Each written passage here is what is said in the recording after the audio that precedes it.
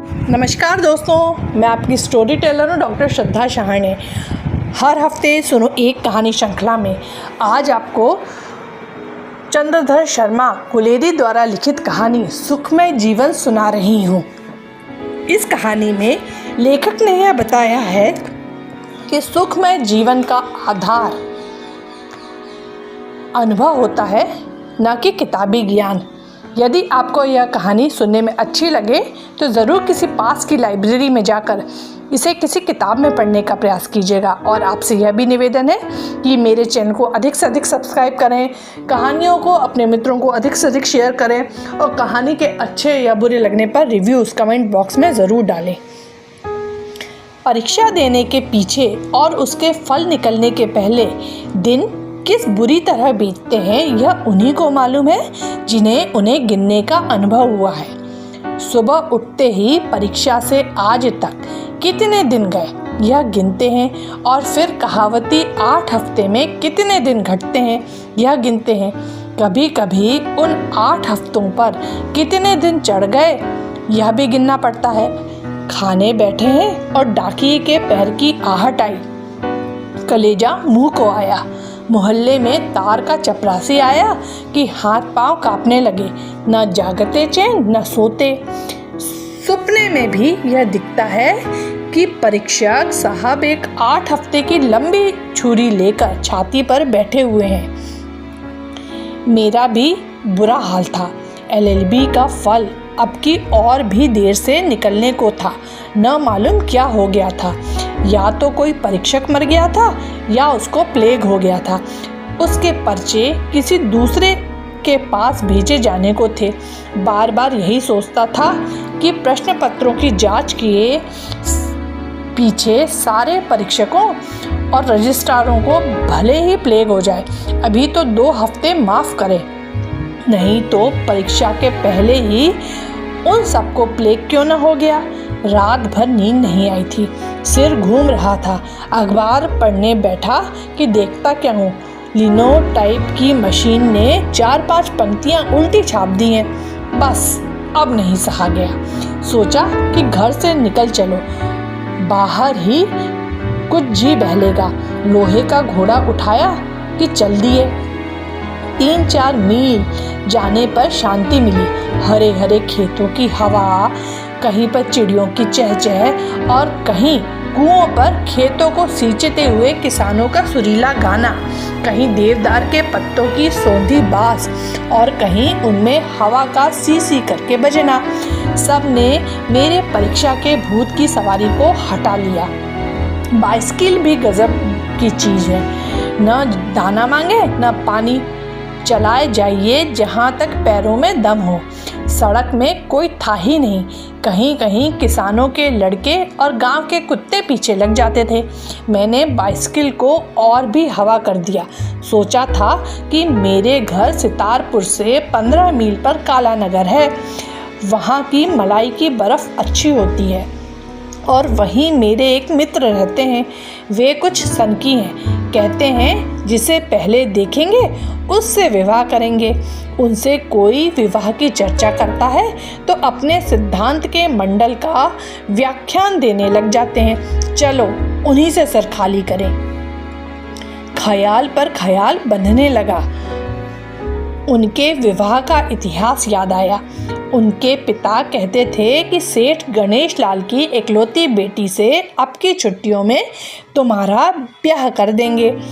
पड़ोसी कहते थे कि सेठ जी की लड़की कानी और मोटी है और 8 ही वर्ष की है। पिता कहते थे कि लोग जलकर ऐसी बातें उड़ाते हैं और लड़की वैसी भी हो तो क्या, सेठ जी के कोई लड़का है नहीं, 20-30 हज़ार का गहना देंगे। मित्र महाशय मेरे साथ साथ डिबेटिंग क्लबों में बाल विवाह और माता पिता की ज़बरदस्ती पर इतने व्याख्यान झाड़ चुके थे कि अब मारे लज्जा के साथियों में मुंह नहीं दिखाते थे, क्योंकि पिताजी के सामने ची करने की हिम्मत नहीं थी। व्यक्तिगत विचार से साधारण विचार उठने लगे। हिंदू समाज ही इतना सड़ा हुआ है कि हमारे विचार चल नहीं सकते। अकेला चना भार नहीं फोड़ सकता। हमारे सद्विचार एक तरह के पशु हैं जिनकी बलि माता पिता की जिद और हठ की वेदी पर चढ़ाई जाती है। भारत का उद्धार तब तक नहीं हो सकता। फिस एकदम अर्श से फर्श पर गिर पड़े। बाइसिकल की फूंक निकल गई। कभी गाड़ी नाव पर, कभी नाव गाड़ी पर। पंप साथ नहीं थी और नीचे देखा तो जान पड़ा कि गांव के लड़कों ने सड़क पर ही कांटों की बाड़ लगाई है। उन्हें भी 2 गालियां दी, पर उससे तो पंचा सुधरा नहीं। कहाँ तो भारत का उद्धार हो रहा था और कहाँ अब काला नगर तक। इस चरखे को खींच ले जाने की आपत्ति से कोई निस्तार नहीं दिखता। पास के मील के पत्थर पर देखा कि काला नगर यहाँ से 7 मील है। दूसरे पत्थर के आते आते मैं बेदम हो लिया था। धूप, जेठ की और कंकरीली सड़क जिसमें लदी हुई बैलगाड़ियाँ की मार से 6-6 इंच शक्कर की सी बारीक पिसी हुई सफ़ेद मिट्टी बिछी हुई। काले पेटेंट लेदर के जूतों पर 1-1 इंच सफ़ेद पॉलिश चढ़ गई। लाल मुंह को पोंछते पोंछते रुमाल भीग गया और मेरा सारा आकार सभ्य विद्वान का सा नहीं, वरन सड़क कूटने वाले मजदूर का सा हो गया। सवारियों के हम लोग इतने गुलाम हो गए हैं कि 2-3 मील चलते ही छठी का दूध याद आने लगता है। बाबूजी, क्या साइकिल में पंचर हो गया? एक तो चश्मा, उस पर रेत की तह जमी हुई, उस पर ललाट से टपकते हुए पसीने की बूंदें, गर्मी की चिढ़ और काली रात सी लंबी सड़क। मैंने देखा ही नहीं था कि दोनों ओर क्या है।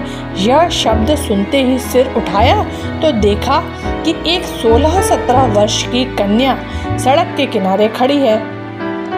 हाँ, हवा निकल गई है और पंचर भी हो गया है। पंप मेरे पास है नहीं। काला नगर बहुत दूर तो है नहीं, अभी जा पहुंचता हूँ। अंत का वाक्य मैंने केवल 8 दिखाने के लिए कहा था। मेरा जी जानता था कि 5 मील 500 मील के से दिख रहे हैं। इस सूरत से तो आप काला नगर क्या कलकत्ते पहुंच जाएंगे। ज़रा भीतर चलिए, कुछ जल पीजिए।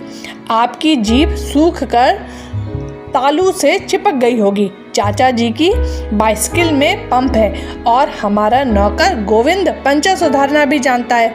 नहीं नहीं नहीं नहीं क्या? हाँ हाँ, यो कहकर बालिका ने मेरे हाथ से बाइसिकल छीन ली और सड़क के एक तरफ हो ली। मैं भी उसके पीछे चला। देखा कि एक कटीली बाड़ से घिरा बगीचा है जिसमें एक बंगला है। यहीं पर कोई चाचा जी रहते होंगे, परंतु यह बालिका कैसी? मैंने चश्मा रुमाल से पोंछा और उसका मुंह देखा। पारसी चाल की एक गुलाबी साड़ी के नीचे चिकने काले बालों से घिरा हुआ उसका मुखमंडल दमकता था और उसकी आंखें मेरी ओर कुछ दया, कुछ हंसी और विस्मय से देख रही थी। बस पाठक, ऐसी आंखें मैंने कभी नहीं देखी थी। मानो वो मेरे कलेजे को घोल कर पी गई। एक अद्भुत कोमल शांत ज्योति उनमें से निकल रही थी। कभी एक तीर में मारा जाना सुना है, कभी एक निगाह में हृदय बेचना पड़ा है, कभी तारा मैत्रक और चक्षु मैत्र नाम आए हैं। मैंने 1 सेकंड में सोचा और निश्चय कर लिया कि ऐसी सुंदर आँखें त्रिलोकी में न होंगी, और यदि किसी स्त्री की आँखों को प्रेम बुद्धि से नहीं कभी देखूंगा तो इन्हीं को। आप सितारपुर से आए हैं, आपका नाम क्या है? मैं जयदेव शरण वर्मा हूँ। आपके चाचा जी? ओहो, बाबू जयदेव शरण वर्मा, बीए, जिन्होंने सुखमय जीवन लिखा है। मेरा बड़ा सौभाग्य है कि आपके दर्शन हुए। मैंने आपकी पुस्तक पढ़ी है और चाचा जी तो उसकी प्रशंसा बिना किए एक दिन भी नहीं जाने देते। वे आपसे मिलकर बहुत प्रसन्न होंगे, बिना भोजन किए आपको न जाने देंगे और आपके ग्रंथ को पढ़ने से हमारा परिवार सुख कितना बढ़ा है इस पर कम से कम 2 घंटे तक व्याख्यान देंगे। स्त्री के सामने उसके नेहर की बड़ाई कर दें और लेखक के सामने उसके ग्रंथ की। यह प्रिय बनने का अमोघ मंत्र है। जिस साल मैंने बीए पास किया था उस साल कुछ दिन लिखने की धुन उठी थी। लॉ कॉलेज के फर्स्ट ईयर में सेक्शन और कोड की परवाह न करके एक सुखमय जीवन नामक पोथी लिख चुका था। समालोचकों ने आड़े हाथों लिया था और वर्ष भर में 17 प्रतियां बिकी थी। आज मेरी कद्र हुई कि कोई उसका सराहने वाला तो मिला। इतने में हम लोग बरामदे में पहुंचे, जहां पर कंटोप पहने, पंजाबी ढंग की दाढ़ी रखे एक अधेड़ महाशय कुर्सी पर बैठे पुस्तक पढ़ रहे थे। बालिका बोली, चाचा जी, आज आपके बाबू जयदेव शरण वर्मा बीए को साथ लाई हूँ। इनकी बाइसिकल बेकाम हो गई है। अपने प्रिय ग्रंथकार से मिलाने के लिए कमला को धन्यवाद मत दीजिए उनके पंप भूल आने को। वृद्ध ने जल्दी ही चश्मा उतारा और दोनों हाथ बढ़ाकर मुझसे मिलने के लिए पैर बढ़ाए। कमला, जरा अपनी माता को बुला ला। आइए बाबू साहब, आइए, मुझे आपसे मिलने की बड़ी उत्कंठा थी। मैं गुलाब राय वर्मा हूँ। पहले कमसेरिएट में हेड क्लर्क था। अब पेंशन लेकर इस एकाक स्थान में रहता हूँ। 2 नौ गौ रखता हूँ और कमला तथा उसके भाई प्रबोध को पढ़ाता हूँ। मैं ब्रह्म समाजी हूँ। मेरे यहाँ पर्दा नहीं है। कमला ने हिंदी मिडिल पास कर लिया है। हमारा समय शास्त्रों के पढ़ने में बीतता है। मेरी धर्मपत्नी भोजन बनाती और कपड़े सी लेती है। मैं उपनिषद और योग वशिष्ठ का तजुर्मा पढ़ा करता हूँ। स्कूल में लड़के बिगड़ जाते हैं। प्रबोध को इसीलिए घर पर पढ़ाता हूँ। इतना परिचय दे चुकने पर वृद्ध ने श्वास लिया। मुझे इतना ज्ञान हुआ कि कमला के पिता मेरी जाति के ही हैं। जो कुछ उन्होंने कहा था उसकी और मेरे कान नहीं थे। मेरे कान उधर थे जिधर से माता को लेकर कमला आ रही थी। आपका ग्रंथ बड़ा ही अपूर्व है। दाम्पत्य सुख चाहने वालों के लिए लाख रुपए से भी अनमोल है। धन्य है आप को स्त्री को कैसे प्रसन्न रखना, घर में कलह कैसे नहीं होने देना, बाल बच्चों को क्यों कर सच्चरित्र बनाना, इन सब बातों में आपके उपदेश पर चलने वाला पृथ्वी पर ही स्वर्ग सुख भोग सकता है। पहले कमला की माँ और मेरी कभी कभी खटपट हो जाया करती थी। उसके ख्याल अभी पुराने ढंग के हैं, पर जब से मैं रोज भोजन पीछे उसे 8 घंटे तक आपकी पुस्तक का पाठ सुनाने लगा हूँ, तब से हमारा जीवन हिंडोले की तरह झूलते झूलते बीतता है। मुझे कमला की माँ पर दया आई, जिसको वह कूड़ा करकट रोज सुनना पड़ता होगा। मैंने सोचा कि हिंदी के पत्र संपादकों में यह बूढ़ा क्यों न हुआ। यदि होता तो आज मेरी तूती बोलने लगती। आपको गृहस्थ जीवन का कितना अनुभव है? आप सब कुछ जानते हैं। भला इतना ज्ञान कभी पुस्तकों में मिलता है? कमला की माँ कहा करती थी कि आप केवल किताबों के कीड़े हैं, सुनी सुनाई बातें लिख रहे हैं।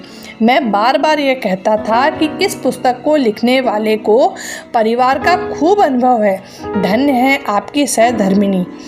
आपका और उसका जीवन कितना सुख से बीतता होगा। और जिन बालकों के आप पिता हैं वे कैसे बड़भागी हैं कि सदा आपकी शिक्षा में रहते हैं। आप जैसे पिता का उदाहरण देखते हैं। कहावत है कि वैश्या अपनी अवस्था कम दिखाना चाहती है और साधु अपनी अवस्था अधिक दिखाना चाहता है।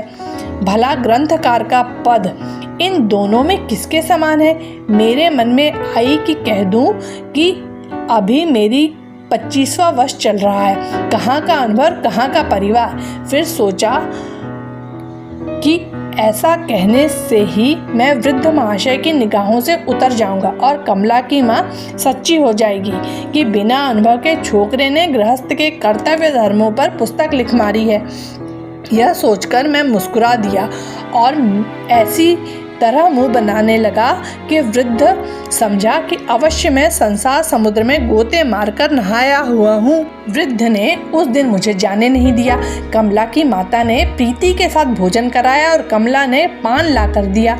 न मुझे अब कालानगर की मलाई की बर्फ याद रही, न सनकी मित्र की। चाचा जी की बातों में फी सैकड़े 70 तो मेरी पुस्तक और उनके रामबाण लाभों की प्रशंसा थी, जिसको सुनते सुनते मेरे कान दुख गए।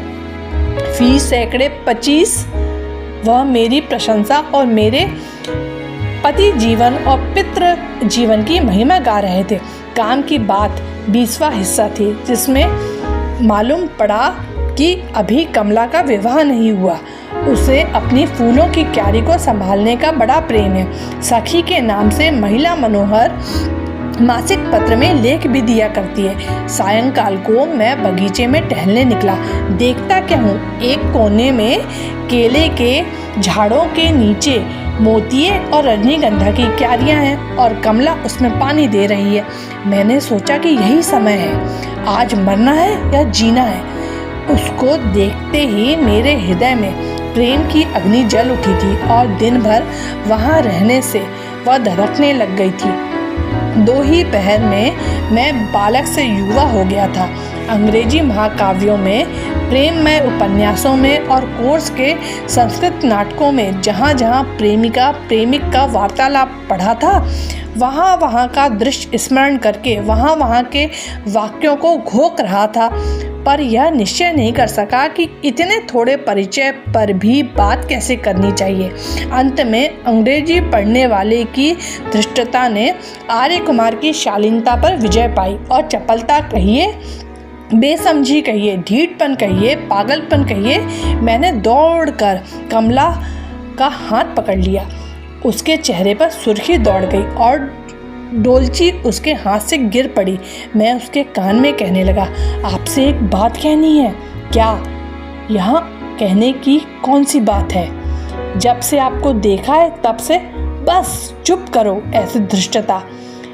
अब मेरा वचन प्रभाव उमड़ चुका था। मैं स्वयं नहीं जानता था कि मैं क्या कर रहा हूँ, पर लगा बकने, प्यारी कमला, तुम मुझे प्राणों से बढ़कर हो। प्यारी कमला, मुझे अपना भ्रमर बनने दो। मेरी जीवन तुम्हारे बिना मरुस्थल है, उसमें मंदाकिनी बनकर बहो। मेरे जलते हुए हृदय में अमृत की पट्टी बन जाओ। जब से तुम्हें देखा है, मेरा मन मेरे अधीन नहीं है।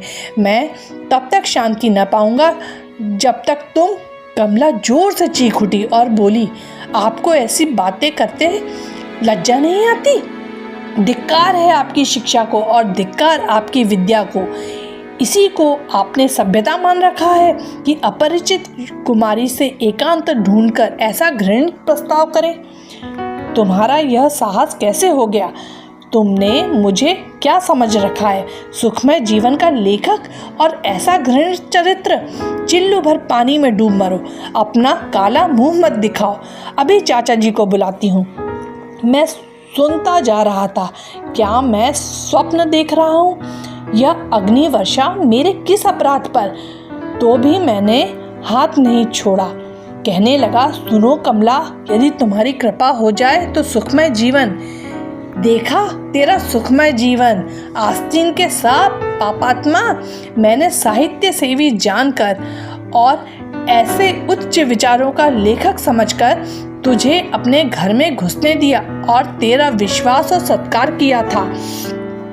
प्रच्छन्न पापिन, वक्त दाम्भिक, बिड़ाल वर्तिका, मैंने तेरी सारी बातें सुन ली हैं। चाचा जी आकर लाल लाल आंखें दिखाते हुए, क्रोध से कांपते हुए कहने लगे, शैतान, तुझे यहाँ आकर माया जाल फैलाने का स्थान मिला। ओफ, मैं तेरी पुस्तक से छला गया। पवित्र जीवन की प्रशंसा में फॉर्मों के फॉर्म काले करने वाले, तेरा ऐसा हृदय। कपटी विष के घड़े। उनका धारा प्रवाह बंद ही नहीं होता था। पर कमला की गालियां और थीं और चाचा जी की और। मैंने भी गुस्से में आकर कहा, बाबू साहब जबान सवाल कर बोलिए।